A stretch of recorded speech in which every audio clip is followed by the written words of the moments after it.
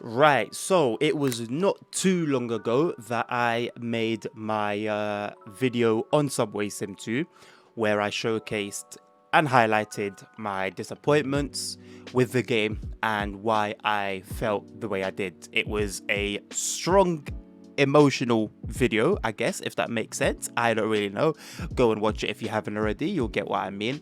And I stand by everything I said in that video, all my disappointments, and all the things that I said. Now, that was after update 6 for SubwaySim 2, and we have now had earlier this week update 7. So, what does update 7 contain? Well, generally speaking, the upcoming battery locomotive, the AO1, can now be spotted as an AI train in Hamburg, and this can be either during the day or the night. And when you do see it, generally speaking, it's making its way to construction sites, towing operations, or performing inspection runs. Now, this is according to the patch notes. Whether that's actually the case or whether they're just randomly operating and we're meant to be using our imagination, I don't know. I'm just saying what the patch notes say. If a selected train does not have specific timetables, all available timetables are now displayed. Scenarios featuring passenger trains once again instruct the player to open and close the doors. Fixed an issue where windscreen water droplets appeared on the wrong side of the wiping area when wipers were active. I can't say that's something that I myself came across or noticed, but you know, there you go. Fixed an issue where some AI passenger vehicles with automatic interior lighting failed to turn on the lights, leaving passengers in the dark, and reduced the texture size of new station assets and certain train modifications in Berlin and Hamburg to improve overall performance. Now I'm going to read that one again. Reduced the texture size of new station assets and certain train modifications in Berlin and Hamburg to improve overall performance. I will come back to that point because that was what my whole video was around last time, and I have played the game since the last time, and so I'll let you know in my opinion, well, not even in my opinion, I'll let you know what my experience was like. But we'll just quickly continue with the few updates and patches that remain. For Berlin specifically, and please do forgive my pronunciation, fixed the... Oh, wow, I can't even speak properly, let alone pronounce. Fixed the Spichenstrasse GU speed limit, increasing it from 40 to 50 kilometers per hour. Daisy displays no longer show fullback content. I'm not actually too sure what that means.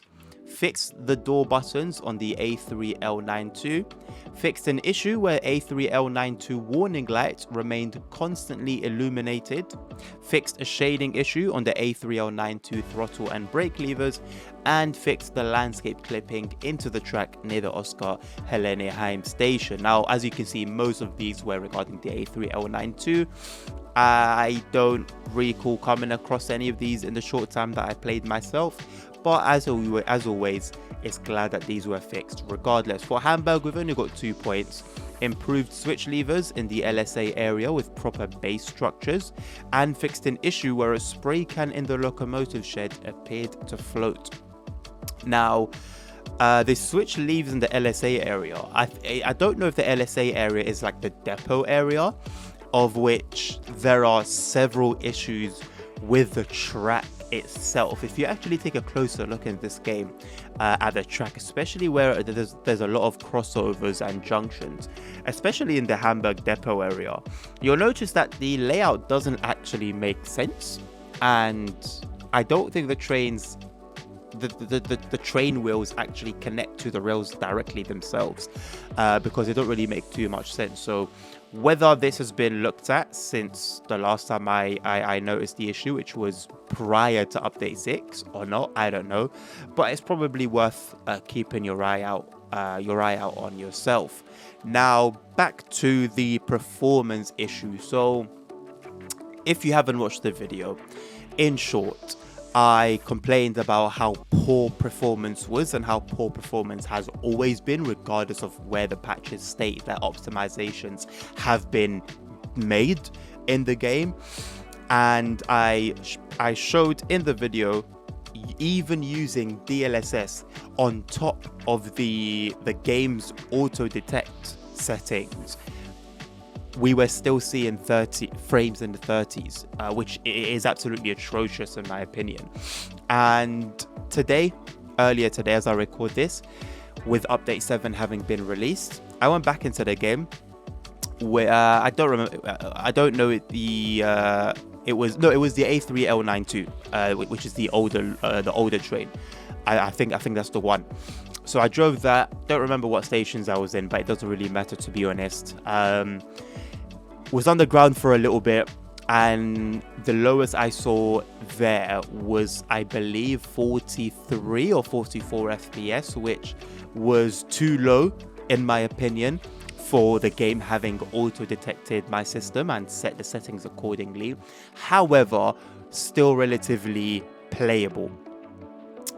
As the train got closer to the outside world, I started seeing the frames drop down to the high 30s, and as we fully exited the tunnel and went into the outside world, I saw frames as low as 35 and basically around the mid 30s, so 33, 34, 35, 36, 37, around that general area. I didn't give it a chance to go even lower because at that point I had seen enough and quit the game. And to me, the performance optimizations haven't changed.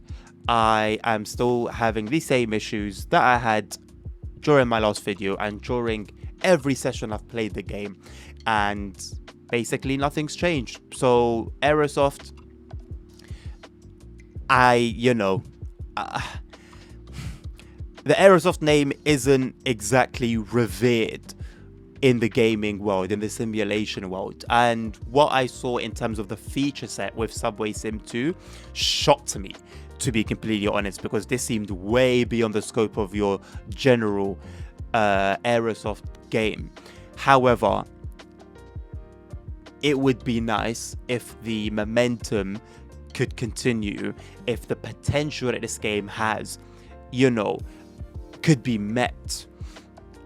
And this could be an outlier in all the games that Aerosoft have their names stamped on as a game that's actually really quality and really truly worth playing. So as it stands, as an update, nothing has changed. I will, after I record this, uninstall the game and wait for the next update, whether it be 8, 9, 10, who knows, where they claim that optimization has been looked at.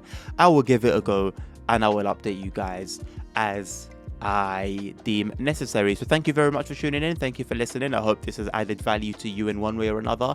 Have a lovely rest of your day. Take care of yourselves, take care of each other, stay safe. Health is wealth. Until next time, peace out.